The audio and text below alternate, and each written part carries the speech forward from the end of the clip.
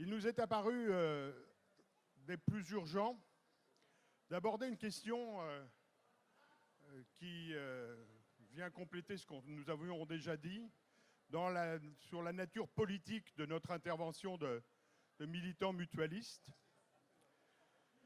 Et donc nous allons parler donc, de ce thème que j'ai donné tout à l'heure, la solidarité, une exigence morale, un impératif politique. Alors avant d'initier ce débat, je vais présenter nos invités. Jean-Pascal Labille, qui est secrétaire général des mutualités socialistes belges, Solidaris. Jean-Paul Benoît, président de la Fédération des mutuelles de France. Et Thierry Baudet, président de la Fédération nationale de la mutualité française. Ce dont nous voudrions parler ce soir, et bien sûr soumettre à vos questions et à vos interventions, c'est que la révolution libérale auquel nous assistons, et nous en voyons l'exemple, avec certains attendus de ce plan pauvreté qu'on nous présente comme un virage, mais qui ne manque pas quand même de nous interroger. Ce passage d'une société de solidarité et d'égalité à une société de charité et de mérite. Ce qui est un changement de paradigme considérable, et considérable pour nous, qui sommes des militants de structures éminemment solidaires, éminemment égalitaires, des structures de l'économie sociale, où une personne vaut une voix, des structures de l'économie sociale qui ne posent pas le profit comme moteur de l'action, mais la solidarité, mais la démocratie. Donc la révolution libérale a segmenté notre société. Elle oppose les catégories les unes aux autres. On oppose les retraités aux actifs, on oppose les vieux aux jeunes. On cherche à en finir avec tout ce qui faisait la dynamique sociale, tout ce qui faisait société. Et donc c'est pour évoquer ces questions que nous avons demandé à 3 dirigeants mutualistes de premier plan, ayant des expériences et des positionnements souvent proches, mais aussi singuliers, de prendre la parole ce soir devant vous. Donc, notre hôte d'outre-Kiévrin, comme on dit, je lui donne la parole. Il y aura 3 interventions de 5 à 7 minutes, de façon à laisser plus de place à un débat et à vos interventions. Donc, Jean-Pascal. Merci Jean-Philippe. Bonjour à toutes et tous. Et en guise d'introduction, moi je voudrais vous reparler de quelque chose qui est extrêmement important et qui a tendance à se perdre aujourd'hui, et qui est l'État social. Qu'est-ce qu'encore l'État social aujourd'hui dans un monde globalisé comme le nôtre? Et je voudrais épingler cinq grandes caractéristiques. La première, elle est typiquement belge, parce que la mutualité en Belgique, c'est différent de la mutualité en France. Nous, la mutualité est obligatoire. 99,99% des gens en Belgique sont affiliés à une mutualité parce que c'est une obligation. Et la mutualité est un organisme qui participe à la gestion paritaire de l'assurance maladie, qui est même en Belgique l'assurance maladie invalidité. Ça, c'est le premier élément. Le deuxième élément, l'histoire a toujours des vertus. Se rappeler d'où on vient pour savoir où on veut aller.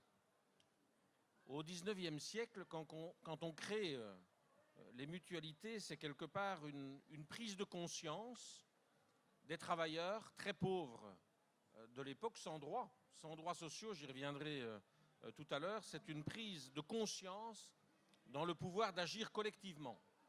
Ils se disent l'injustice, l'infortune, la maladie de l'autre m'est insupportable. Et donc je veux quelque part contribuer à l'aider dans son malheur à lui, parce qu'un jour, il pourra m'aider moi dans mon malheur à moi.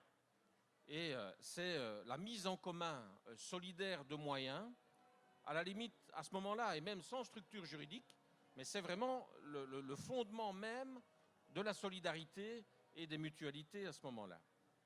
Le troisième élément qu'il ne faut jamais oublier, et je vous le dis déjà, j'y reviendrai tout à l'heure dans ma conclusion, c'est que rien ne tombe du ciel.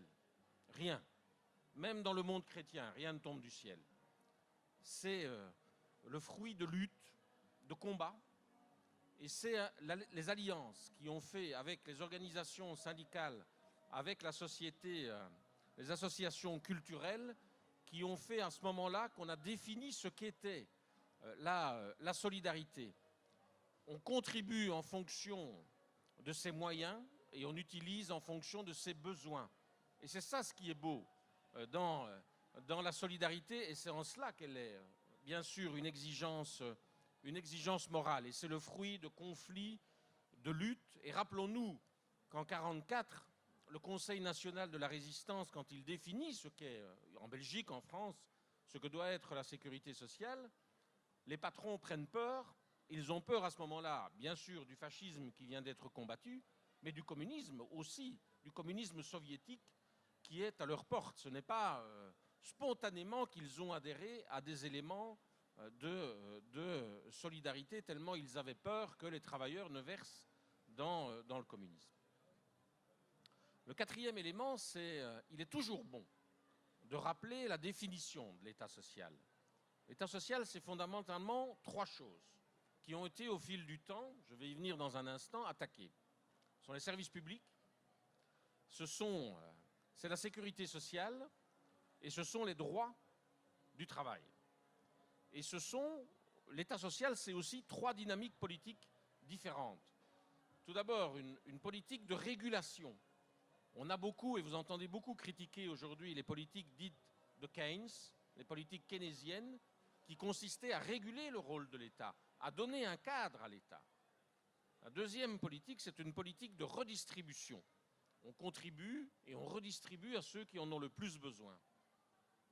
Et dans la sécurité sociale, on oublie souvent la vertu essentielle que les pères de la sécurité sociale, que le Conseil national de la résistance a voulu mettre, c'est que quand on construit une sécurité sociale, on veut d'abord et avant tout qu'il y ait cohésion sociale. Moi, je suis très proche de nos amis africains. Et il y a un pays, notamment celui-là, mais il y en a d'autres en Afrique, qui ont construit une sécurité sociale essentiellement pour qu'il y ait, bien sûr, la protection des gens quand ils ont un aléa de la vie, mais essentiellement pour qu'il y ait une cohésion sociale, et c'est au Rwanda. Au lendemain du génocide rwandais, on prend l'option de dire il nous faut une protection sociale pour protéger l'ensemble de la population.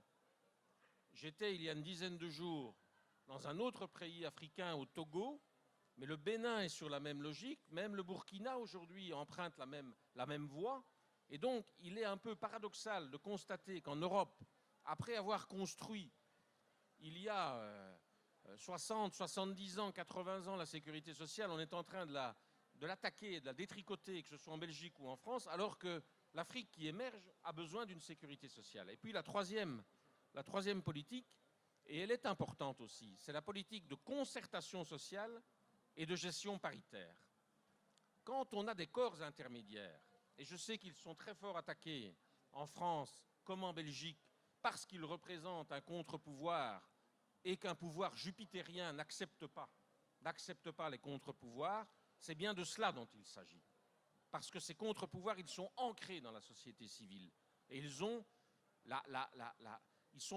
s'imprègnent de la vie des gens et ils relatent ce que les gens ont comme souffrance et comme envie. Et puis, le cinquième élément sur cet État social, quel but? Quand on construit un État social, quel but poursuit-on? Eh bien, c'est de socialiser le marché économique. Socialiser le marché économique pour répondre aux besoins essentiels de la population, que ce soit en matière de santé, d'éducation, de pension, pour prendre trois éléments importants, c'est de faire en sorte que les gens aient une vie digne, qu'ils puissent, et j'y reviendrai, ce sera le mot de ma conclusion, s'émanciper d'un des plus beaux mots de la langue française. Et c'est comme cela, c'est sur ces bases-là que l'État social s'est émancipé, et c'est en cela que c'est une exigence et que c'est une morale, à la fois sociale et à la fois politique. Et puis sont arrivées les années 80 et les années 90. Et puis je m'arrêterai. Dans les années 80, dans les années 90, le hasard a fait qu'en venant ici à Paris, sur la route, j'ai écouté la radio et j'ai entendu une chanson de Renaud, excepté Madame Thatcher, sauf Madame Thatcher. Et on voit apparaître dans les années 80-90, une école extrêmement puissante, un courant d'idées extrêmement puissant. Je veux juste dire ça parce que j'y reviendrai aussi tout à l'heure, que ce courant d'idées, il a vu le jour dans les années 40. En même temps que le Conseil national de la résistance est occupé à construire la protection sociale, naît un autre courant d'idées qui n'a comme but que de détruire l'État. Et c'est pour cela que je vous parle d'État social. Et les trois grandes caractéristiques de cette école, puisqu'il s'agissait de l'école de Chicago, avec Friedman et von Hayek, c'était trois choses qui vont vous parler parce que c'est ce qu'on vit encore aujourd'hui. Ils l'ont construit dans les années 40 et ils ont pris le pouvoir dans les années 70, 80, 90. Cette école de Chicago avait trois objectifs. Le premier, c'est de dire tout est privatisable. Rien ne doit être exempté de privatisation, en ce compris la culture, l'éducation, ce qui est probablement un des plus grands défis de notre génération aujourd'hui ou de notre actualité contemporaine. La deuxième grande caractéristique, c'était de dire que le commerce international ne doit subir aucune entrave, ni environnementale, ni sociale, ni même étatique. Et la troisième grande caractéristique, c'est que le monde financier ne doit pas subir d'entrave. Je suppose que vous avez entendu, comme nous en Belgique aujourd'hui, c'était les 10 ans de la faillite de la banque Lehman Brothers, lâchée par les États-Unis, par le pouvoir politique aux États-Unis à ce moment-là, pour de sombres raisons d'ailleurs. Mais si nous devions resubir aujourd'hui une crise financière, quoi qu'on en dise, je pense qu'elle serait bien plus terrible que celle que nous avons connue il y a une dizaine d'années. Et qu'on en dise ce qu'on veut, les États ne sont pas prêts. Les banques n'ont jamais été aussi fortes et elles sont plus fortes aujourd'hui, plus puissantes et moins régulées, quoi qu'en dise le monde politique, qu'il n'y a une dizaine d'années. Et donc on s'attaque, grâce à cette idéologie, aux trois piliers que j'évoquais tout à l'heure. Tout d'abord, les services publics. On nous a inventé que quand c'est privatisé, ça fonctionne beaucoup mieux. Allez voir l'état des hôpitaux publics ou des chemins de fer en Grande-Bretagne. Rien que cela. Puis on s'attaque alors au droit du travail. J'y reviendrai tout de suite. On nous invente des statuts qui ne donnent pas droit à des droits. Or, le fondement même de la sécurité sociale, c'est ça. C'est de donner des droits. Et puis, on nous invente aussi alors que la sécurité sociale coûte trop cher, qu'il faut donc privatiser ou ne plus financer, et on tombe effectivement dans la charité et on casse ce principe de solidarité. Et en matière de santé, ce qui s'est passé, c'est la privatisation d'un certain nombre d'établissements, et nous ne sommes pas exemptés de cela dans le secteur de la santé. Ce sont la hausse des tickets modérateurs ou des suppléments d'honoraires. Vaste débat en France, comme en Belgique d'ailleurs, que celui des suppléments d'honoraires. La toute-puissance des sociétés pharmaceutiques qui fixent leur prix de vente des médicaments, qui fixent non seulement leur prix, mais qui fixent les secteurs sur lesquels elles veulent bien rechercher. Et donc une santé qui, tout doucement, mais sûrement devient une santé à deux vitesses. Et quand on fait cela, on casse le grand principe, qui pour moi est le premier principe de la sécurité sociale, c'est la cohésion sociale. C'est d'être ensemble dans une aventure collective. Chacun est différent, mais chacun contribue à ce que l'autre puisse être ce qu'il veut être. C'est ça la vie en société. C'est ça l'intérêt de cotiser. Et aujourd'hui, ça a été évoqué dans l'introduction par Jean-Philippe, on monte les gens les uns contre les autres. Les chômeurs, qui sont des fainéants, contre les travailleurs, les malades qui sont des paresseux contre ceux qui sont bien portants. Sans parler, mais tu l'évoqueras vraisemblablement tout à l'heure, des migrants. Des migrants qui sont des profiteurs, qui viennent nous piquer notre boulot, qui viennent nous voler nos femmes, qui viennent profiter de la sécurité sociale. Et ça, c'est évidemment un grand, grand danger aujourd'hui. Et c'est quelque part la culpabilisation des gens. On les rend coupables de leur état sans tenir compte des déterminants sociaux qui font que les gens sont ce qu'ils sont. Chacun n'est pas égal dans sa possibilité de construire sa vie. Et c'est donc le rôle de l'État, de la solidarité. C'est effectivement une moralité et c'est effectivement un devoir politique que de permettre aux gens de construire leur vie. Et en cela, le plus bel outil qu'on puisse construire, c'est celui de la sécurité sociale qui est aujourd'hui mise à mal. Je reviendrai tout à l'heure, et je m'arrête là, je reviendrai tout à l'heure sur ce que les mutualités ont peut-être pas fait, ont certainement même pas fait. Parce que si les années 80-90 nous ont amené ce que j'évoquais tout à l'heure, elles nous ont amené aussi une bureaucratisation, une technocratisation de la société, et nous n'avons pas échappé à cela. Nous avons été happés aussi par ce système, et c'est vraiment aujourd'hui qu'on doit se rendre compte qu'on doit quitter cet élément-là. Il y a un boulevard quelque part pour la mutualité aujourd'hui, pour toutes les structures sociales qui veulent redonner sens à la vie. Je te remercie beaucoup.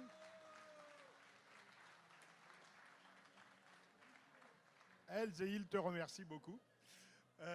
Jean-Paul, tu es président de la Fédération des mutuelles de France, une fédération qui est née du mouvement social, dans le mouvement social, à la différence d'autres courants mutualistes. Comment, dans les évolutions actuelles des rôles dévolus à la mutualité, la tradition de mouvement social qui a fait naître la FAMF peut-elle se poursuit-elle et peut-elle encore se développer? Oui. Attends. Il y a une volonté de censure, non? Et celui-là rien, fonctionne. Hein. Non, mais il n'était pas allumé. D'accord. Oui, enfin, par rapport à ce que tu dis, oui, nous, on s'assume effectivement comme étant né dans le mouvement social. Pour être juste avec l'ensemble du mouvement mutualiste, c'est vrai qu'il y a des courants divers dans le mouvement mutualiste.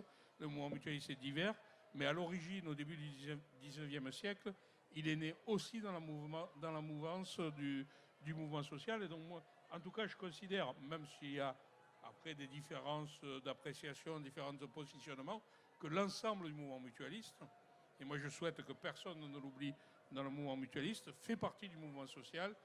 On a un rôle différent que les organisations syndicales, que les associations, mais on est partie prenante du mouvement social, l'ensemble du mouvement mutualiste. Voilà, c'est pour dire que oui, on s'assume en tant que Mutuelle de France comme issue du syndicalisme, pour être clair, mais l'ensemble du mouvement mutualiste, Thierry dira s'il n'est pas d'accord, n'est pas issu directement du syndicalisme, encore que, y compris la MGN, les mutuelles de fonctionnaires, sont issues vraiment du syndicalisme fonctionnaire.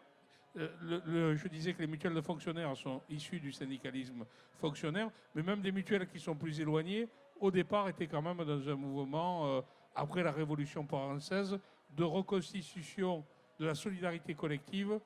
Et donc, moi, je considère que tout le mouvement mutualiste est partie prenante du mouvement social. Mais c'est un aparté, mais tu m'as interpellé là-dessus. Je n'avais pas prévu du tout d'intervenir là-dessus. Sur la solidarité, donc, sur tout ce qu'a dit Jean-Pascal, Jean-Pascal n'a qu'un défaut, c'est qu'il est belge. Hein, on espérait qu'il soit français pour être dans le mouvement mutualiste français. Mais bon, je ne peux que souscrire, y compris il y a des parallèles, effectivement, sur ce qui est vécu, bon, sur l'analyse de l'Europe, effectivement, mais je reprends à mon compte tout ce qu'il a dit, y compris sur l'analyse des évolutions de nos sociétés européennes. À mon avis, c'est le problème majeur. On a un problème en France, mais il y a un problème européen majeur sur ces questions de solidarité et de perception de la solidarité. Et simplement, je ne veux pas faire un discours philosophique, en plus je ne suis pas très bon en ce domaine, je vais venir sur le concret, sur la mutualité, mais simplement quand même, au départ, dire, je ne sais plus la question qui était posée au départ, c'était solidarité, exigence morale ou impératif politique, ou l'inverse d'ailleurs, Moi, je crois que surtout la solidarité, c'est une condition pour faire société. Il n'y a pas de société sans solidarité. Alors, toutes les sociétés ne sont pas aussi solidaires, mais s'il n'y a pas un embryon de solidarité, on n'est pas en société. C'est pour ça aussi qu'à mon avis, le mutualisme, au-delà des contingences actuelles, où on a une mutualité, notamment en France, qui est assimilée aux complémentaires santé, la mutualité existait bien avant, y compris la mutualité telle qu'on la connaît aujourd'hui, bien avant le complémentaire santé. Et quelque part, la forme mutualiste, qui est la forme de se mettre en commun, de mettre en commun ses savoir-faire, ses savoirs, son action, ses moyens, pour répondre à ses propres besoins collectivement, parce qu'on ne peut pas y répondre individuellement, c'est constitutif, c'est une forme de solidarité forte, et c'est constitutif de la société. S'il n'y a pas de solidarité, il n'y a pas de société. Alors pour autant, on est aujourd'hui dans une société, et mon sentiment, notre analyse au Mutuelle de France, c'est qu'on est dans une société, en France comme en Europe, où la solidarité régresse. Pour les raisons qu'a dit Jean-Pascal. Il y a de véritables volontés du capitalisme. Tu disais le rôle qu'a joué, y compris la peur du communisme en 1940 sur le fait qu'on a mis en place des systèmes sociaux. Aujourd'hui, les forces du capital se sentent complètement libérées. Les forces du libéralisme se sentent sans plus aucune entrave. Il n'y a plus de système concurrent qui tiennent la route et ils ont le sentiment qu'ils ont gagné, définitivement. Il y a un philosophe qui a osé dire il y a quelques années, c'est la fin de l'histoire. Donc ça a libéré des forces antagonistes à la solidarité, parce que si la société c'est la solidarité, il y a toujours en face l'individualisme, qui fait aussi partie du fondement de ce qu'est l'être humain. Et donc il y a toujours un ajustement, un rapport de force entre plus de solidarité ou plus d'individualisme. Moi, mon analyse aujourd'hui sur notre société, c'est qu'on a un véritable, comment dirais-je, une sortie du tabou, une absence de limite au fait que les plus riches pensent qu'ils peuvent s'approprier la totalité de la valeur. Voilà. Sans limite. Sans limite. Il n'y a plus de limite. La totalité de la valeur doit revenir aux riches et on donne aux pauvres le minimum pour que ça continue à peu près à fonctionner et qu'on continue à s'enrichir. Et dans cette évolution de la société, on a le problème traditionnel qui a toujours existé de l'opposition et de la volonté de faire passer pour solidarité ce qui n'est que charité. Et moi, le discours de Macron, pour revenir à plus du concret dans notre société, le discours de Macron hier sur la pauvreté, c'est typiquement ça. Il y a les premiers de cordée, qui sont des winners, qui gagnent, qui doivent être gratifiés, qui doivent être toujours plus riches. Mais malheureusement, il y a les derniers de cordée, alors ils tirent un peu sur la corde. Alors il a quand même reconnu qu'ils aidaient à assurer. Mais ils tirent un peu sur la corde. Enfin, ils tirent sur la corde et ils retiennent un peu les premiers de cordée jusqu'à ce qu'on coupe la corde. Hein. Parce que là, ils sont en train de couper un certain nombre de cordes. Hein. Ils sont en train de, comme ça libère les autres. Cette vision de la société qui est coupée, où notre destin n'est plus commun, y compris c'est en contradiction avec la République. Je rappelle, on l'oublie souvent, qu'y compris dans notre Constitution, on vit dans une République sociale. Si ce n'était pas écrit dans la Constitution, des fois on ne s'en rappellerait plus, on en douterait. Mais dans la Constitution, il est écrit que la France, y compris dans la Constitution de 58, sur laquelle on vit encore, que la France est une République sociale. Eh bien, aujourd'hui, dans cette République soi-disant sociale, on est en train d'essayer de casser tout ce qui maintient un minimum d'unité de la société pour entrer dans un système de charité. Et je crois que là, il y a un vrai risque, et nous, en tant que mutualité, parce qu'y compris, je disais tout à l'heure, pour moi, la totalité du mouvement mutualiste est issue du mouvement social, mais on en a une partie qui est aussi héritière de cette tradition de charité, y compris de cette tradition chrétienne. On ne va pas s'en prendre ici aux chrétiens, ça serait trop facile. Hein, on a un peu de retenue, mais effectivement, on a aussi héritier dans la mutualité de cette tradition de charité. La charité qui se substitue à la solidarité. Alors, quelle est la différence entre charité et solidarité? C'est qu'avec la charité, on ne fait pas société. En tout cas, on ne fait pas société unifiée. La charité en soi, même si on peut dire un riche qui aide un pauvre qui est en train de mourir de faim, c'est quand même pas mal. Mais le problème de la charité, c'est qu'elle institue, qu'elle cristallise l'inégalité. C'est la question qu'on a derrière la solidarité, c'est la question de l'égalité ou de l'inégalité. On voit une explosion des inégalités. Et la charité, ça ne résout pas l'inégalité. La charité, c'est je te donne parce que je suis riche, que je suis bon. Moi, je donne. Moi, je te suis supérieur. Et y compris, je marque ma supériorité en te donnant à manger. Tu vis parce que moi, je t'ai donné à manger. Donc toi, tu es mon inférieur, toi. Tu es mon esclave, ou si tu n'es pas mon esclave, tu n'es pas loin d'être mon esclave parce que tu dépends de moi pour manger. La solidarité, c'est le contraire. La solidarité, c'est entre égaux. La solidarité, ça sous-entend qu'on considère que les hommes et les femmes qui composent la société sont égaux. Quelle que soit leur couleur de peau, quel que soit leur sexe, ils sont égaux. Même s'il y a des inégalités en termes de revenus, même s'il y a des inégalités ou des différences en termes de position sociale, on ne se met pas... Et la mutualité, en ce sens-là, c'est l'archétype de cette solidarité entre égaux.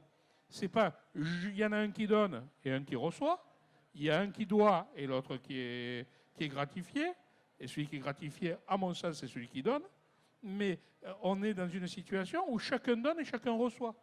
C'est ça le principe et c'est ça la solidarité. Et ça, aujourd'hui, à mon avis, c'est ce qui est en danger dans notre société. Et y compris ce qu'est en train de faire le président de la République avec son revenu d'activité qui n'est pas un revenu universel, ça correspond à ça. On remplace des droits, on casse les solidarités globales et universelles, on remplace des droits, tu mettais l'accent à juste titre sur la question des droits, par des filets de sécurité. Nous, dans la santé, en mutualité, on est totalement confrontés à ça actuellement. Ce qui est en train de se passer, vous avez peut-être entendu parler du reste à charge zéro, ce qui est en train de se passer sur le reste à charge zéro, que le gouvernement veut appeler 100% santé, mais ça c'est purement de la propagande et un mensonge. Mais ce qu'ils sont en train de faire, c'est de créer un statut à part pour les pauvres. Sous prétexte que les pauvres ont plus de besoins, on fait un système pour les pauvres. Chaque fois qu'on fait un système pour les pauvres, c'est in fine au détriment des pauvres. La seule façon de faire en société, d'être dans une société solidaire, c'est d'avoir le droit de tous pour tous. C'est la seule façon. Même si dans une première approche, ça peut paraître bien de faire plus pour le pauvre en le mettant à part dans un système isolé. Dès qu'on l'isole, on peut faire plus pour celui qui est plus en difficulté sociale, mais pas jamais le mettre à part du système. À partir du moment où on le met à part du système général, de l'universalité des droits, ça se retourne toujours contre lui. On peut prendre des exemples, je n'ai pas le temps, il y a dit 5 à 7 minutes. Jean-Pascal a largement mordu, donc je me sens autorisé à mordre un peu, grâce à lui. Thierry pas bien de dénoncer les autres. Du temps d'intervenir. Voilà, cette question de... Ça, c'est une vraie question de solidarité, quoi. Est-ce qu'on a des systèmes universels? Sur la question des allocations familiales, on avait le débat il y a quelque temps. Ça pourrait sembler logique. Je ne sais plus combien c'est pour 2 enfants. Je crois que ça doit être 110 ou 120 euros. C'est rien du tout. Si un milliardaire il a 2 enfants, on va lui verser 120 euros. Ça ne correspond à rien. Donc certains ont dit, bien pensant, mais ça ne sert à rien, gaspiller de l'argent, on va le réserver. Mais dès qu'on casse l'universalité, on porte atteinte au système universel de protection sociale et on casse les solidarités.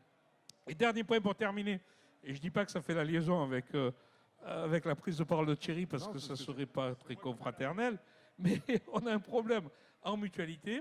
Après, au-delà, voilà. Il est important de dire les choses. Moi, je ne sous-estime pas, et j'étais à la fête solidariste des mutuelles belges il y a 15 jours, et j'ai vu un certain nombre d'affirmations importantes sur le combat culturel. Je ne sous-estime pas le combat culturel. Depuis Gramsci, on serait en faute de sous-estimer le combat culturel.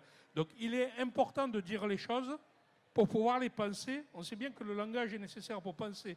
Donc y compris les mots qu'on emploie, les mots qu'on choisit. Ce qu'on dit est important pour former notre pensée et derrière, pour aboutir à de l'action. Mais il faut que ça aboutisse à de l'action. Et aujourd'hui, quand on est dans la vie concrète, et y compris, c'est un problème pour le mouvement mutualiste, et je sais que Thierry y est sensible aussi, on a un vrai problème. On est enfermé dans un réseau de contraintes qui nous pousse à faire des choses qui peuvent être contradictoires avec ce qu'on pense et ce qu'on veut faire, quoi. On est un mouvement foncièrement social, foncièrement ancré dans le mouvement ouvrier, et on est foncièrement sur la question de la solidarité. On est là pour faire la solidarité. Et c'est tout. On n'est pas une complémentaire santé, la mutualité. On n'est pas un gestionnaire de services de soins. On fait la complémentaire santé, on fait des services de soins, mais pour que tout le monde accède à la santé. Et ça, avec ce qui se passe et les contraintes qu'on nous met, on est en train de nous pousser à faire différent de ce qu'on dit. Et ça, c'est le pire des choses. À la limite, il vaut mieux pas dire que de dire une chose et de faire son contraire. Et aujourd'hui, on est confronté à cette question-là, et les gens ne sont pas idiots, quoi. Si on ne fait pas ce qu'on dit, ça se voit et on perd toute crédibilité. Donc tout l'enjeu aujourd'hui, tout notre combat aujourd'hui dans le mouvement mutualiste, c'est cela. Je vois que tu t'impatientes et que je me dis terminé. Je maintiens là, mais je reprendrai la parole. Ben, j'espère bien. Merci Jean-Paul. Thierry, ça fait un peu plus de 2 ans que tu es président de la Fédération nationale de la mutualité française, qui est un colosse, puisqu'il y a plus de 36 millions, presque 40 millions de Français qui sont membres, adhérents à cette mutualité. Depuis, à ton arrivée, tu as tenu le discours de l'urgence qu'il y avait à redevenir des militants de la Sécu, des militants mutualistes, confrontés à 2 ans de négociations avec les instances, de rapports de force avec les pouvoirs publics.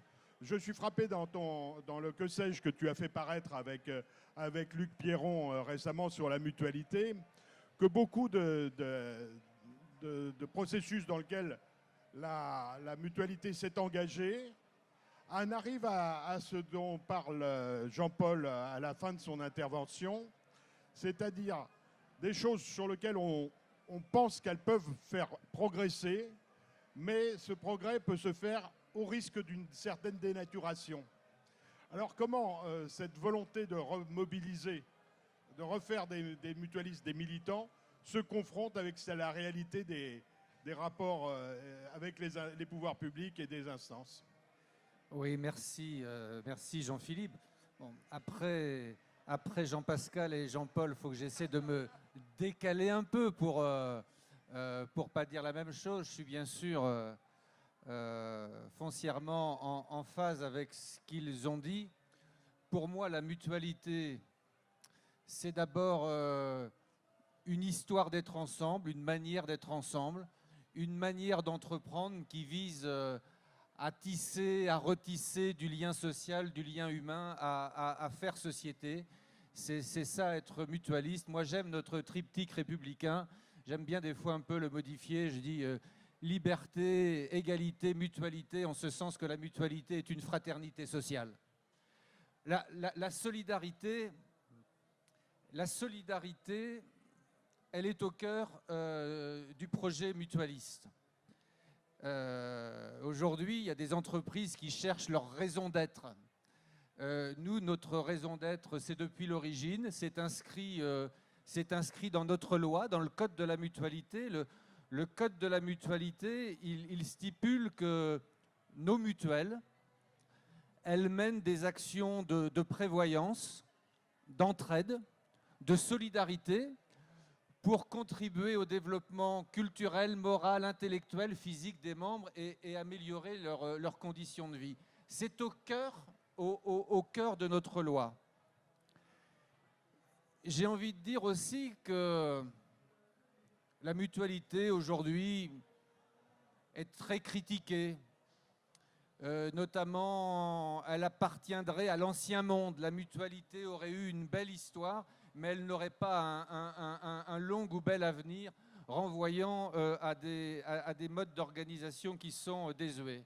Moi, je pense au contraire que la mutualité n'est plus que jamais moderne, d'avenir, et je pense que le cadre mutualiste, les statuts mutualistes garantissent finalement la mutualité et les pratiques de solidarité, parce que juridiquement, les mutuelles sont des sociétés de personnes.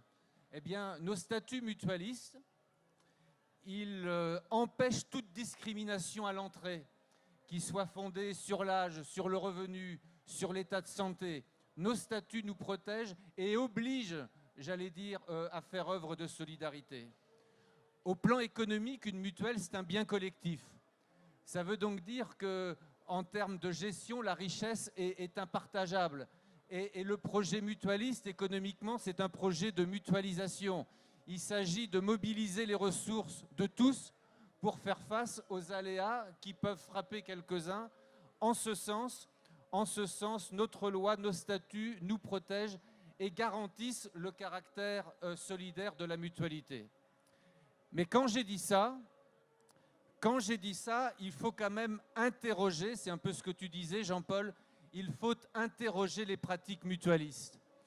Et je pense que l'idée mutualiste, c'est l'idée de femmes et d'hommes qui s'associent librement pour décider en toute indépendance, en toute responsabilité, dans un cadre démocratique et solidaire,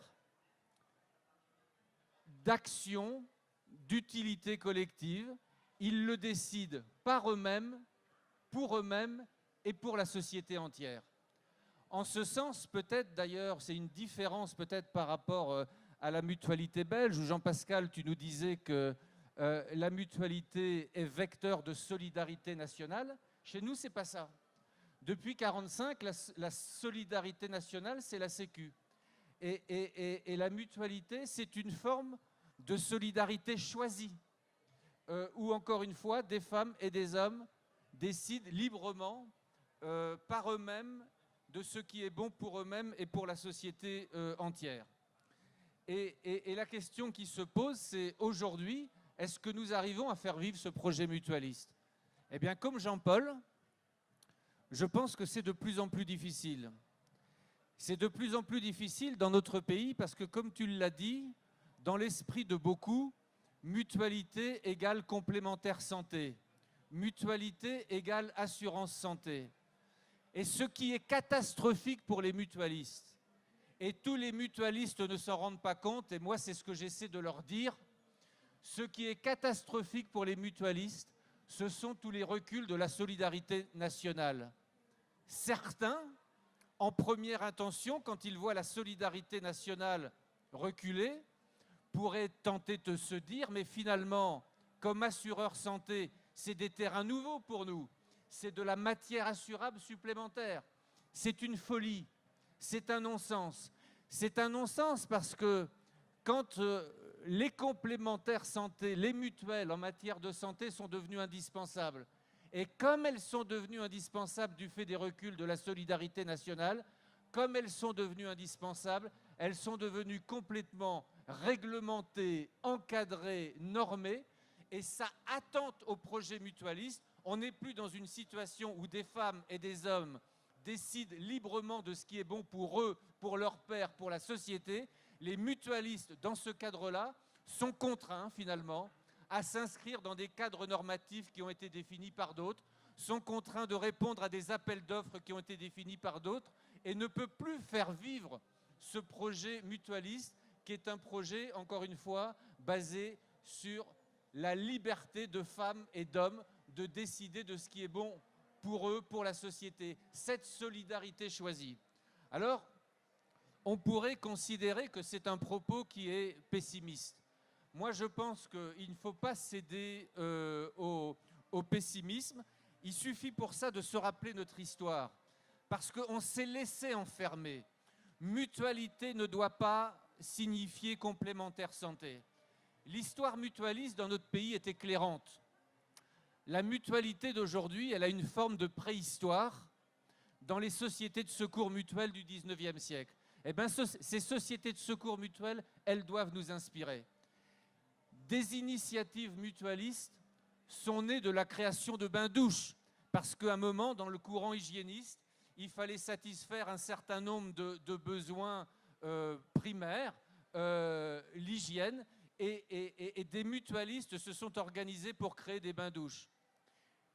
Des sociétés de secours mutuels se sont créées pour développer des boulangeries mutualistes. Dire à quel point la mutualité, c'est une forme d'entreprendre, une manière de s'organiser pour répondre à des besoins qui, à un moment donné, ne sont pas couverts. Eh bien, moi, je dis que si, au XXIe siècle, les mutualistes français raisonnent comme ça, alors le champ des possibles est tout à fait considérable. Le champ des possibles mutualistes est infini parce que dans notre société, au-delà de la complémentaire santé, il y a aujourd'hui tout un tas de besoins sociaux qui ne sont pas satisfaits, qui ne sont pas pris en compte. Et les mutualistes sont là pour être des éclaireurs, sont là pour être des défricheurs. Ils sont là pour essayer d'explorer des terrains, des territoires que la puissance publique n'explore pas. Et d'une certaine manière, si un jour la puissance publique développe, après les mutualistes, des politiques publiques ambitieuses, alors les mutualistes auront gagné et ils devront passer à autre chose. Donc la mutualité est d'une incroyable modernité si, en se rappelant ce qu'elle est, en se rappelant ses racines, si elle est à l'écoute des bruits du monde, elle saisira quels sont tous les besoins qui aujourd'hui ne sont pas satisfaits, elle pourra s'en emparer et elle pourra développer à côté de la solidarité nationale à laquelle nous sommes résolument attachés.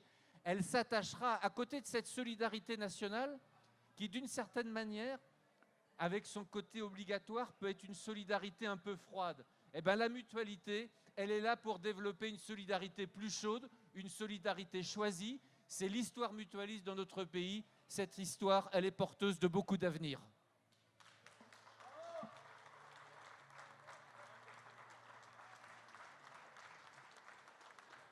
Je voudrais, avant de vous passer la parole, évoquer une question que nous avons évoquée quand nous avons préparé ce débat. Merci. Ils se connaissent trop. Évoquer une question qu'on a évoquée quand on a préparé... Jean-Paul, sois sage un peu. C'était la question que Jean-Pascal a évoquée aussi dans son introduction. C'est la question des migrants. Pourquoi ça peut paraître paradoxal, enfin insolite dans un débat tel que le nôtre de mettre cette question en avant. Cela me paraît au contraire tout à fait au cœur de notre sujet. Un des poisons auxquels sont confrontées nos sociétés, un des leviers des identitaires, de l'extrême droite, des populistes, est justement les idées fausses sur ces questions, la haine de l'étranger. Est-ce que dans son rôle de gardien de la solidarité, la mutualité, avec le potentiel qu'elle a de contact avec ses adhérents, ses 36 millions d'adhérents, ne devrait pas faire de l'explicitation de ce qu'est la migration et de la solidarité avec les migrants un des moyens de préserver une société de solidarité, parce que ce poison anti-migrants, anti-étrangers, etc., il déstructure la société et jusqu'au cœur de nos mutuelles, on trouvera des gens qui ne seront plus en phase avec la solidarité que nous proposons. Est-ce que ce n'est pas un des chantiers que nous devons aborder dans les prochains mois? Oui, effectivement, c'est une vraie question à toute la société. Alors d'abord, c'est une responsabilité pour le mouvement mutualiste, mais pas que pour le mouvement mutualiste. C'est un vrai sujet aujourd'hui. À mon avis, c'est le sujet qui cristallise le plus d'enjeux sur l'avenir de notre société. Et donc, ça doit être le sujet de tout le mouvement social. Je pense que c'est le sujet de tout mouvement progressiste, qu'il soit politique, syndical, associatif ou mutualiste. J'ai été amené à poser la même question à Pascal Pavageau, pas plus tard qu'hier. Ouais. Mais donc, c'est une vraie question pour nous tous. On a un vrai problème, on a un vrai cancer qui se développe en France et en Europe. Je ne reviens pas sur l'Europe, hein, parce qu'on a beaucoup dit en Europe, mais regardez ce qu'on fait en France, et c'est assez catastrophique. Vous savez, moi j'habite à Briançon, au pied du col de l'Échelle. Cet hiver, on a eu des morts, hein, voilà, dans la neige. Donc, c'est une vraie question. Comment dirais-je? La question de comment on accueille l'étranger est complètement corrélée à la façon de comment on traite les inégalités dans notre société. Moi, il y a quelque chose qui m'a frappé cet été, je ne sais pas si vous avez remarqué, c'est l'attitude de la ville de Nice. La ville de Nice, il y a un maire, Estrosi, il y a un conseiller général Ciotti, bien connu sur ses positions sur l'immigration. C'est la partie de la droite la plus, j'ai envie de dire raciste, tant pis si je suis poursuivi pour diffamation, parce que c'est leur petit jeu, mais oui, en tout cas, les postures les plus racistes. Et souvent, ces gens-là nous disent, oui, mais nous, on refuse On refuse l'immigration parce qu'on veut d'abord répondre aux besoins de nos propres pauvres. Ils ont leurs pauvres. Toujours la charité. Hein. Déjà, les bonnes dames au 19e siècle avaient leurs pauvres. Donc ils ont leurs pauvres. Les pauvres, c'est les blancs qui mangent du cochon. Ça, c'est leurs pauvres à eux. Et puis il y a les autres pauvres qui ne sont pas à eux. Et je ne sais pas si vous avez vu cet été, entendez ce que ça veut dire quand même. Dans le niveau d'inhumanité de ces gens, ce n'est pas le Front National. Hein. Je ne parle même pas du Front National, parce que alors là, mais l'inhumanité de ces gens. La ville de Nice a fermé les fontaines pour obliger les SDF à quitter la ville. Elle a fermé l'accès à l'eau. On avait le même problème à Calais avec les migrants. Hein, avec la ville de Calais, l'État qui avait fermé l'accès à l'eau. On a traité les pauvres de chez nous, pareil que les pauvres d'ailleurs, quoi. En fait, c'est un problème de racisme social, quoi. Au-delà de la couleur de la peau, c'est un problème de racisme social. Et moi, une chose que je voulais dire, alors c'est difficile à dire parce qu'après on se fait reprendre, mais il n'y a pas de crise migratoire aujourd'hui. Si, il y a une crise migratoire parce qu'il y a des morts, c'est une catastrophe, des gens meurent, mais pas parce qu'il y a une immigration massive. On a une immigration qui est bien inférieure à d'autres époques de l'histoire. On a des morts parce que l'Europe s'est fermée. Parce que l'Europe est inhumaine, parce que l'Europe multiplie les... Oui, c'est un peu pénible le bruit, oui. L'Europe multiplie les barrières et ça met les gens en situation de précarité, les gens les plus pauvres, encore pire. Le problème, ce n'est pas la crise migratoire.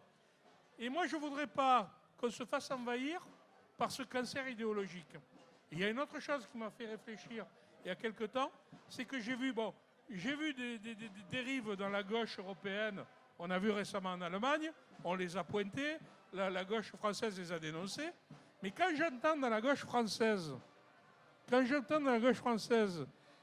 des gens dire le problème de l'immigration, c'est le capitalisme, c'est qu'il faut résoudre le capitalisme pour résoudre l'immigration, je suis très très inquiet. Parce que ça, on va peut-être laisser passer la fanfare, ça a l'air très sympathique, mais...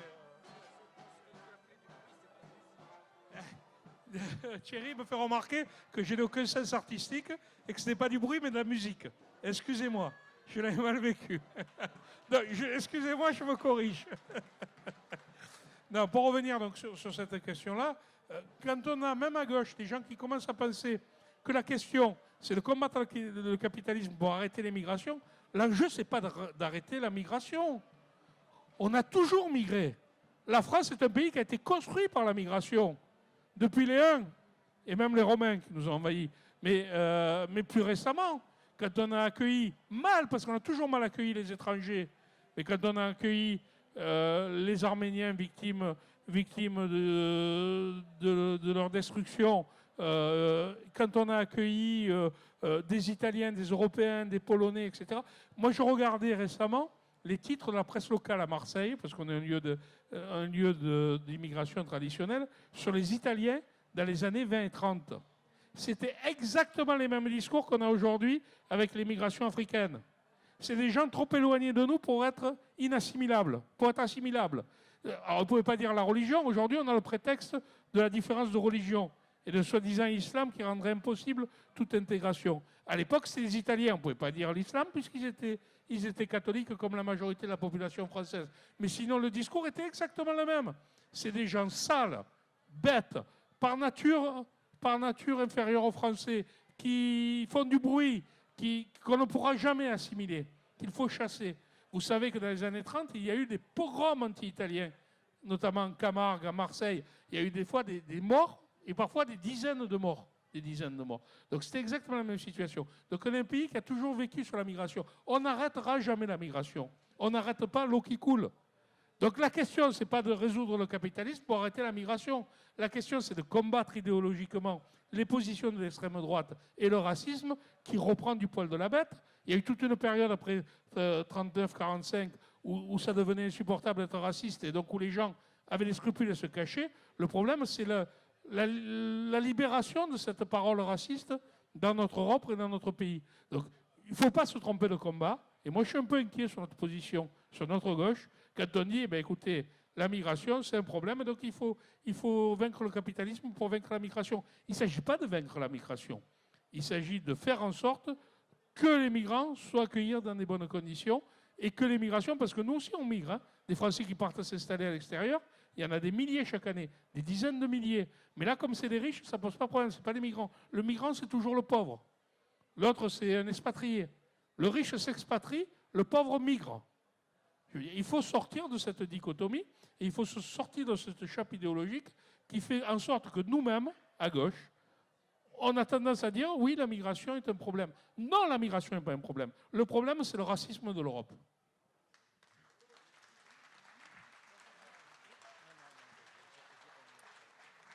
Moi, j'ai envie de vous dire que moi, aujourd'hui, ici, je suis un migrant.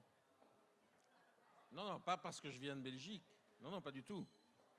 Moi, je suis né en France. Et donc, quand je suis en Belgique, je suis un migrant, quelque part.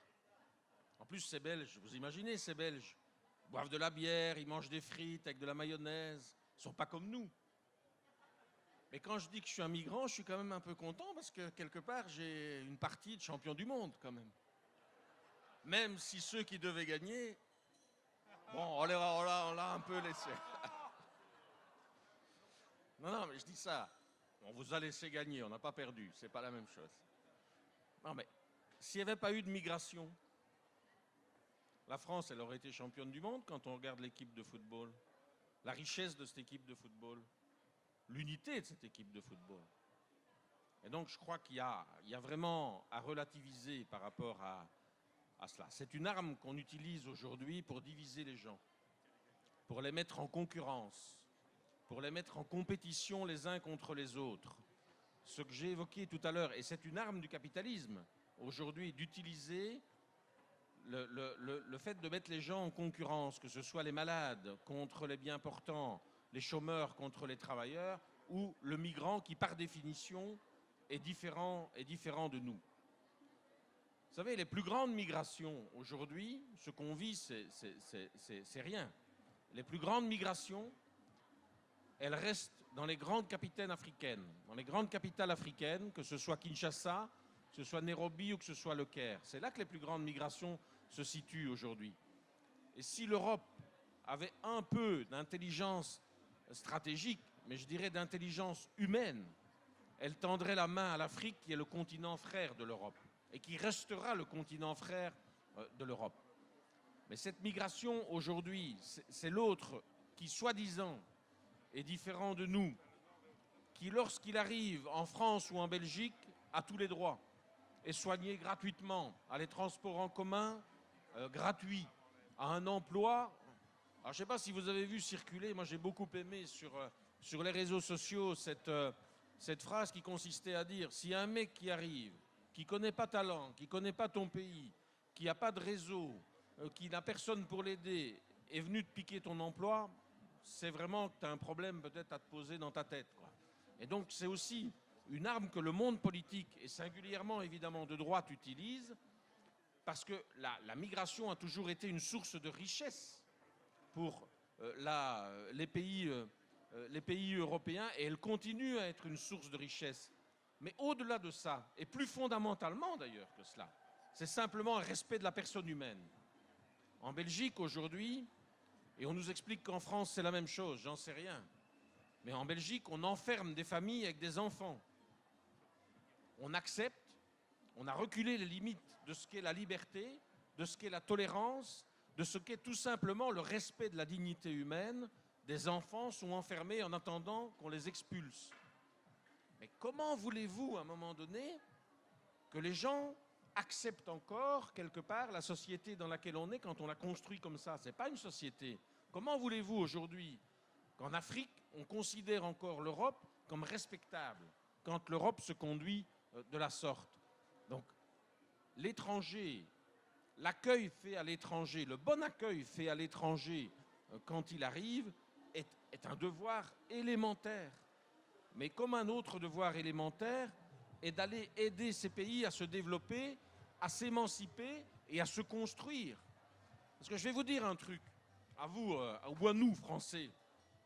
On peut rejeter des gens dans la Méditerranée. Est-ce qu'on empêche Bolloré d'aller exploiter des ports en Afrique, au Congo, en République démocratique du Congo, au Togo ou ailleurs, et d'aller faire du pognon sur le dos des Africains? africains qu'on rejette par ailleurs dans la mer Méditerranée, et qu'on laisse, passez-moi l'expression, crever dans cette mer Méditerranée. C'est quoi cette politique? C'est quoi cette tolérance d'un pouvoir politique qui accepte que des hommes d'affaires fassent l'exploitation des terres africaines et des ressources africaines aujourd'hui, mais que la population qui veut venir ici parce qu'elle a ce rêve, parce qu'elle a cet imaginaire collectif que l'Europe est quelque part la terre des libertés, des lumières et de la tolérance et de la solidarité, celle-là, on la laisse crever dans la mer. Eh bien, je trouve que ça, c'est inacceptable.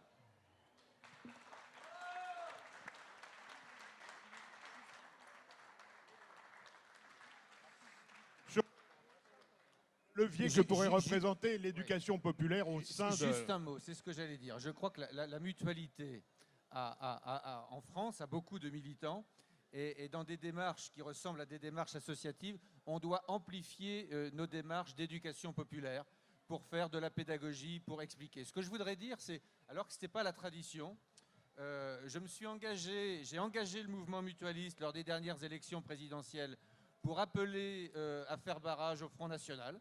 Ce n'était pas la tradition mutualiste au prétexte qu'on protège 36 millions de Français, que parmi les 36 millions de Français, il y a naturellement toutes les sensibilités, mais je me suis engagé. Et je veux dire aussi que même sur la question des migrants, même si naturellement c'est insuffisant, des mutualistes et des mutuelles agissent. Je citerai 3 exemples. À Calais, dans des collectifs associatifs, de nombreux mutualistes se sont engagés, notamment autour de questions de scolarisation d'enfants, de jeunes. Là, je me tourne vers Jean-Philippe, pardon, il ne l'a pas dit lui-même, mais dans l'environnement, dans ton environnement, Jean-Paul, dans ton environnement, Jean-Paul, en Rhône-Alpes, des logements sociaux qui sont mis à disposition pour accueillir des migrants. C'est vrai dans de plus en plus de structures et d'institutions mutualistes. On pourrait prendre un autre exemple dans les Hautes-Alpes, où à côté d'associations, les mutualistes font un travail pour l'accueil sanitaire. Donc des mutualistes s'engagent. Naturellement, on devrait faire davantage. Et ça passe notamment par le fait de renforcer nos dynamiques d'éducation populaire et d'éducation permanente. Merci Thierry. La parole est à vous. Oh là là. Oh, c'est bien parti là. Esmène.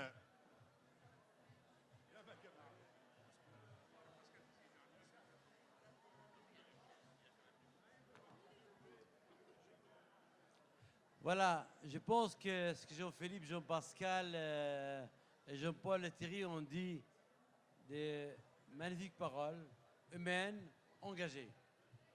Mais je tiens à rappeler à la jeunesse, les jeunes, qu'aujourd'hui, ils oublient une chose. Il ne faut jamais oublier ce qui s'est passé en 40-45. Aujourd'hui, la véritable rempart contre le fascisme, contre vraiment l'extrême droite, c'est la mutualité. La mutualité a des vraies valeurs. Peut-être on n'utilise pas suffisamment ça. J'ai envie de vous dire aujourd'hui que la mutualité a un devoir, plus que jamais. Nous, en Belgique, à Namur, en Belgique, surtout en Belgique, avec Jean-Pascal, on a mis en place ce qu'on appelle la fête des solidarités. La fête des solidarités, c'est quoi?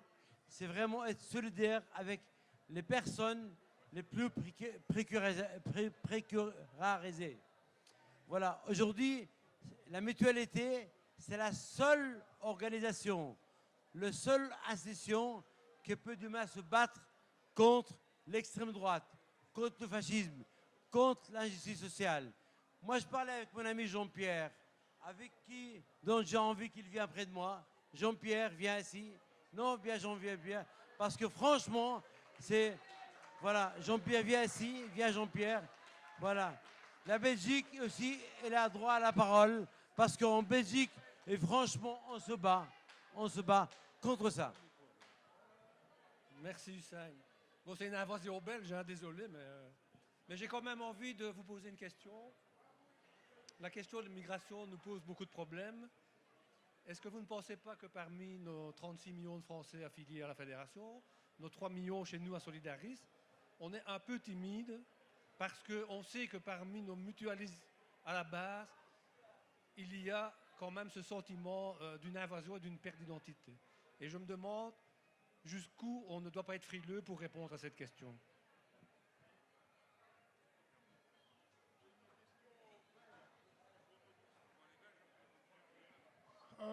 Bonsoir, je suis arrivé un peu en retard. J'ai raté une partie de ce qui a été dit à la tribune, mais chapeau, c'était très très bien dit. Je vais rebondir brièvement sur ce qu'a dit Jean-Paul Benoît. Je serais quand même plus optimiste que vous sur le Front National, mais pas sur le racisme par contre. J'y reviendrai juste après. Sur le Front National en France, contrairement aux autres partis fascistes d'Europe, il est en perte de vitesse. Parce que Marine Le Pen, elle a eu la malencontreuse idée, d'une part, de provoquer, deux malencontreuses idées plutôt, d'une part de provoquer le changement de nom du parti et d'autre part de refuser d'aller répondre de ses magouilles devant un tribunal. Attends, Quel culot! on est là pour parler des solidarités mutualistes Oui, et de l'économie sociale. Non, j'y reviens, donc, j'y viens, nous j'y viens. voilà. C'est bien, justement. D'accord, s'il te plaît. Non, vous en faites pas. C'est parce qu'il était question du Front National que j'en parlais. Justement, solidarité mutualiste. J'ignorais qu'il y avait des solidarités mutualistes très importantes par rapport aux migrants et je savais d'une manière générale que ça existait. Je vais dire un truc sur un plan général. C'est qu'il y a un énorme problème, c'est qu'il y a énormément de gens à gauche et quelques gens à droite, des contestataires de manière générale, qui ont énormément de boulot pour aider les migrants et immigrés qui n'ont pas le droit d'être en France de tout poil, et c'est illégal. Il y a un très gros problème. Il faudrait qu'il y ait plus de ces personnes et se battre pour que ce soit légal. Voilà. Merci. Question chapeau et vert, voilà. Ah, il n'y a plus de chapeau. Mais il est toujours vert.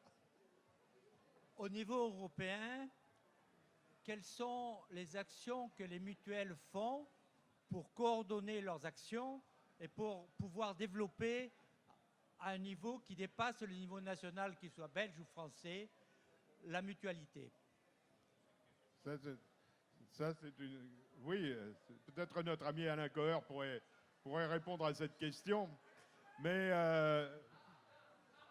Thierry, quelles sont les solidarités européennes entre les mutuelles sur ces questions-là? Aujourd'hui, il y a un paradoxe. Le paradoxe, c'est que notre Europe est fondée sur la liberté de circulation des capitaux, la liberté de circulation des personnes, mais aujourd'hui, ce qui n'est pas reconnu, c'est la liberté des modes d'entreprendre. Et c'est vrai que c'est un vrai sujet pour nous, parce que la mutualité, sous les formes que l'on connaît, n'a pas de statut européen qui pourrait nous permettre de développer davantage des coopérations entre nous. Alors avec Jean-Pascal notamment, tous les deux, à plusieurs reprises, on est allé au Parlement rencontrer des députés, rencontrer des commissaires européens pour essayer de pousser l'idée de mutualité européenne. Aujourd'hui, ce n'est pas du tout à l'agenda, européen. Ça ne signifie pas que les mutualistes ne doivent rien faire au niveau européen. On va entrer dans une période qui va nous conduire aux élections européennes. Et moi, ce qui me frappe, c'est qu'aujourd'hui, finalement, entre Salvini, Orban, Kurz, il y a une certaine conception qui s'affirme d'Europe de la protection. Moi, je pense que l'Europe de la protection, c'est une Europe plus sociale, c'est l'Europe qui promeut un socle minimum, un socle de droits sociaux. C'est l'Europe qui repense, Jean-Pascal parlait de laboratoire, qui repense la politique du médicament. C'est l'Europe qui fait avancer des prises de conscience, mieux des solutions en matière de santé environnementale. Et ces sujets-là sont au cœur des préoccupations des Européens. Et moi, ce que je souhaite, c'est que entre mutualistes, on puisse, dans les semaines qui viennent, prendre des initiatives pour porter cette idée d'une Europe sociale plus protectrice. Donc on n'a pas de statut de mutuelle européenne, on ne peut pas, j'allais dire, coopérer sur le cœur de nos activités, mais on peut ensemble porter le débat d'idées, l'éducation permanente dont parlait Jean-Philippe tout à l'heure. On peut porter des idées au plan européen et je pense que la période qui s'ouvre de ce point de vue-là est tout à fait importante.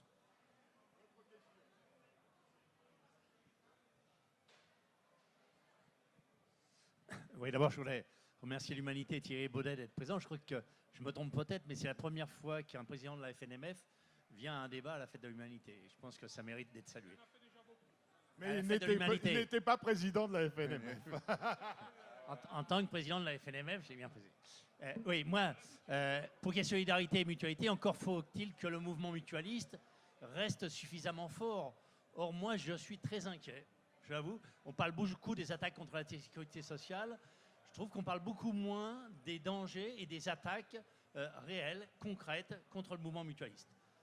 Un chiffre, il y a 14 ans, la mutualité, c'était 60% des contrats santé. Aujourd'hui, c'est 53%. Dans le même temps, le secteur assurantiel, les banques, sont dans une progression extraordinaire. Le montant des cotisations a été multiplié par 300% pour le secteur assurantiel, alors que dans le même temps, il augmentait que de 80% pour le secteur mutualiste. Alors, les mutuelles disent, bon, on a progressé, donc c'est pas mal.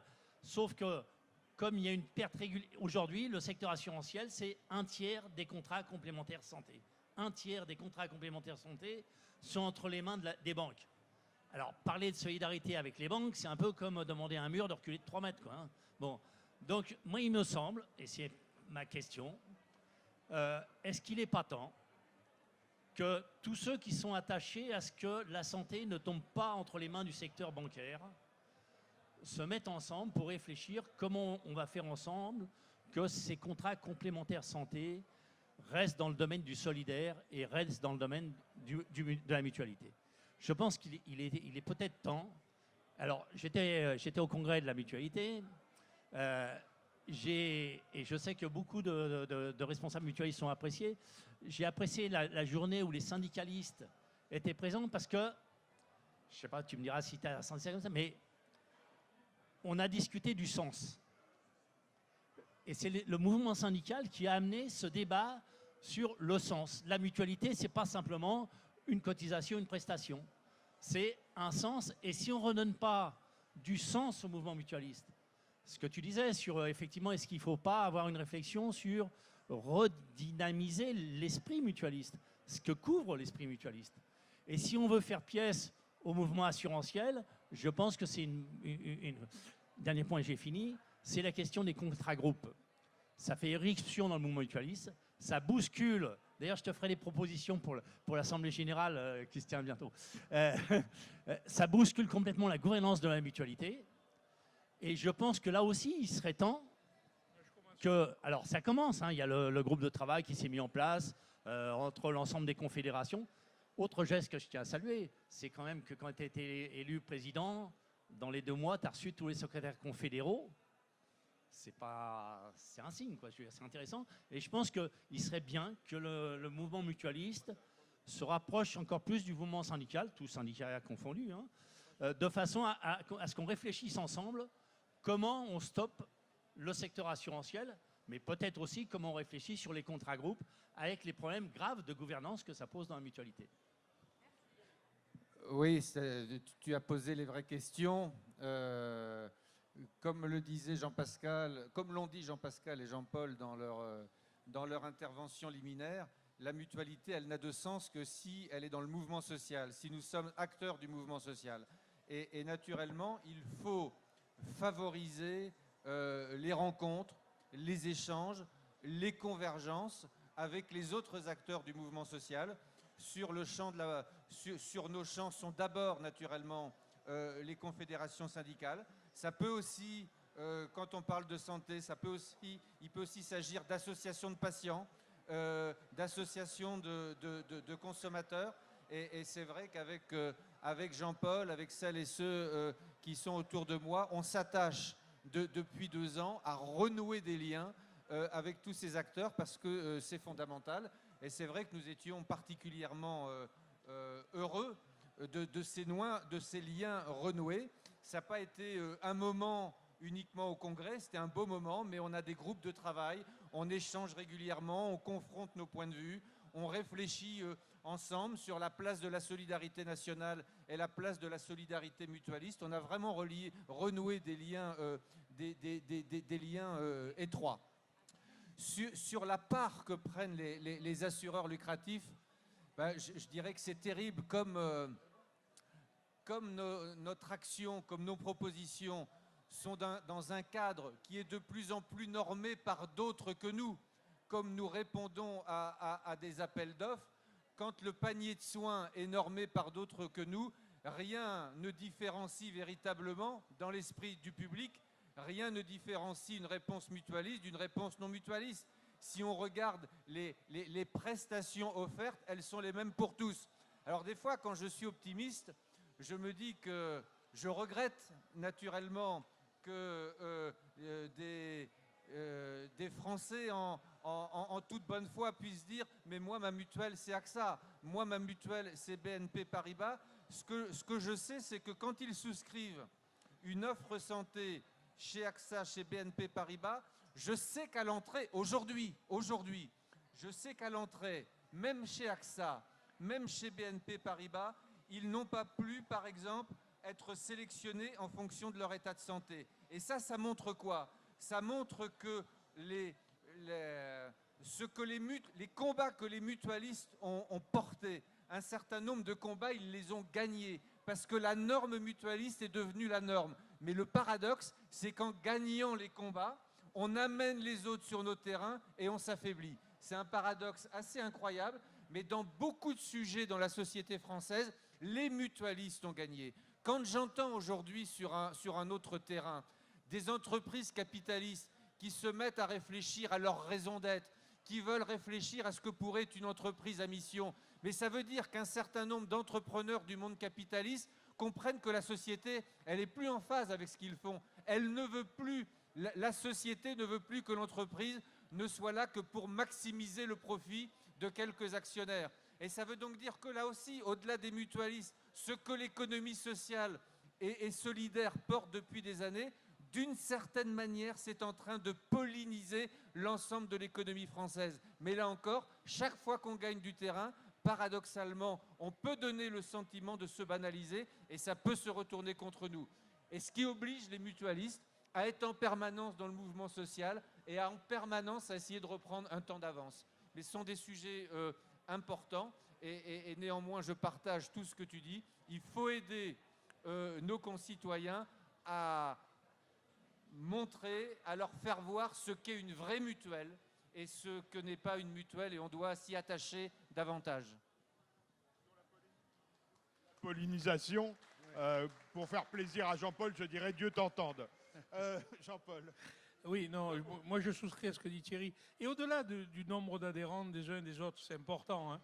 Aujourd'hui encore, le fait que la mutualité soit l'acteur majeur de la complémentaire santé aux côtés de la Sécu, qui est la solidarité nationale, comme tu le disais, faut que les règles, et peut-être qu'on n'en est pas conscient, il y a eu quelques dérives, mais fondamentalement, le régime complémentaire reste solidaire. C'est pas acquis, c'est pas l'assurance qui a raison de dire, même eux, ils ne peuvent pas sélectionner. Rappelons-nous, il y a quelques années, ils demandaient de pouvoir accéder à des tests génétiques.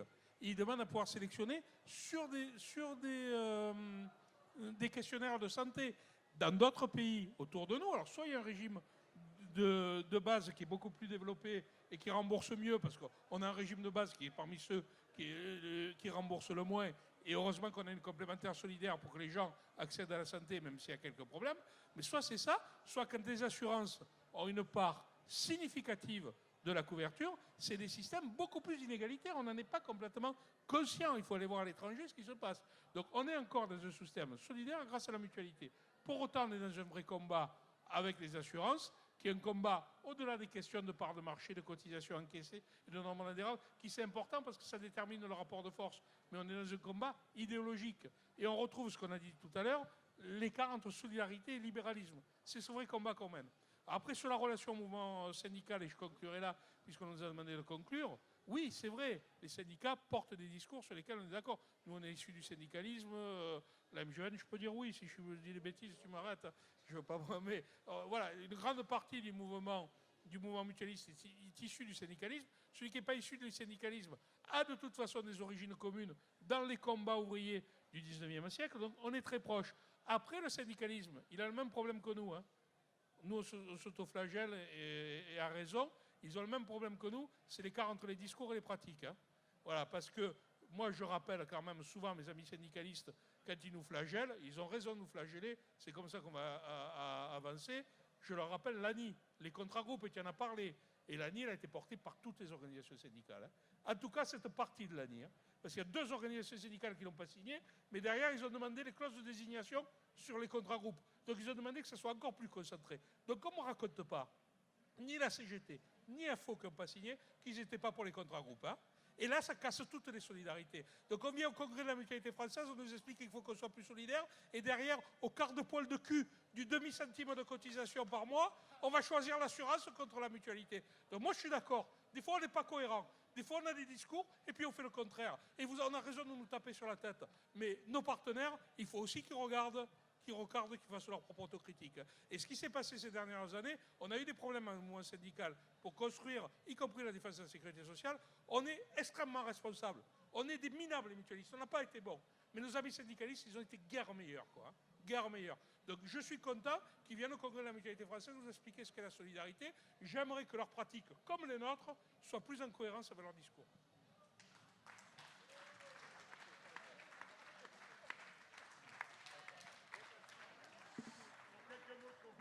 Voilà, je ne vais pas être très long, mais il y a un point peut-être qu'on n'a pas vraiment abordé, c'est faire l'évaluation du fonctionnement de la mutualité. Sincèrement, au niveau de la mutualité, quel temps consacrons-nous à l'évolution de l'État social et aux enjeux politiques?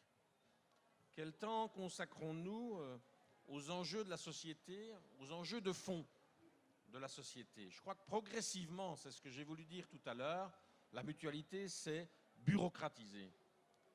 Elle est devenue technocrate. Bien sûr que la gestion financière est importante. Bien sûr que la communication a son importance. Mais le positionnement politique de la mutualité sur les enjeux de société, c'est fondamental. Et je pense que pour répondre, entre autres, à votre question, ce n'est pas le seul élément, je souscris entièrement à ce qui vient d'être dit, je crois qu'à l'intérieur de la mutualité, il y a un travail de fond colossal à faire pour retrouver cette notion fondamentale, les racines, c'est pour ça que je vous parlais tout à l'heure de l'État social et comment les mutualités se sont construites, de tout ce militantisme qui existe en Belgique comme en France, mais qui a tendance à se déliter, à se scléroser aujourd'hui. C'est vraiment ça, pour moi, à l'intérieur de la mutualité, il y a un énorme travail à faire. Puis je voudrais terminer par 3 grands aspects. Mais l'année prochaine, je vous annonce déjà, Thierry va bondir de joie, parce que le prochain débat l'année prochaine, il sera sur la radicalité. Et on évoquera la radicalité. Parce que c'est de radicalité dont nous avons besoin aujourd'hui. Est-ce qu'on croit que le camp d'en face, il n'est pas radical? Il ose tout aujourd'hui. En ce compris la précarisation des plus faibles. Mais je voudrais terminer par trois éléments. Notre mal vient de plus loin. Et je me réfère à un livre d'Alain Badiou. Mais moi, quand je dis ça, notre mal vient de plus loin, le mal des organisations et des partis de gauche vient du fait de ne plus avoir pensé la société, de ne plus l'avoir projetée dans le futur et de s'être laissé engluer, parce qu'il n'y a pas d'autre terme, de s'être laissé engluer dans les forces capitalistes, par les forces capitalistes et dans la logique capitaliste. La deuxième chose que je veux dire, c'est rien n'est écrit. Quand l'école de Chicago, Société du Mont Pèlerin, voit le jour, elle met 30 à 40 ans avant de prendre le pouvoir. J'espère qu'il ne nous faudra pas 30 à 40 ans pour revenir dans la logique de pouvoir, mais en tout cas, pensons le temps long et l'action courte. Et la troisième chose que je veux évoquer, c'est à la fois l'hégémonie culturelle de Gramsci et la convergence des luttes. Ce n'est pas en se disputant. Et j'entends, moi qui viens de Belgique, mais qui suis né en France, qu'un parti n'assiste pas à la fête de l'humanité pour des raisons que j'ignore un peu, je me dis que ça fait exactement le jeu de la droite. Elle n'a pas besoin d'ennemis, elle les a trouvés. Je vous le dis comme je le pense venant de Belgique. Puis je terminerai simplement par une formule que j'aime beaucoup et que Jean-Philippe connaît bien, qui est de Jaurès. C'est en allant vers l'océan que le fleuve est fidèle à sa source. Eh bien, c'est en allant vers la solidarité que la mutualité restera fidèle à ses valeurs.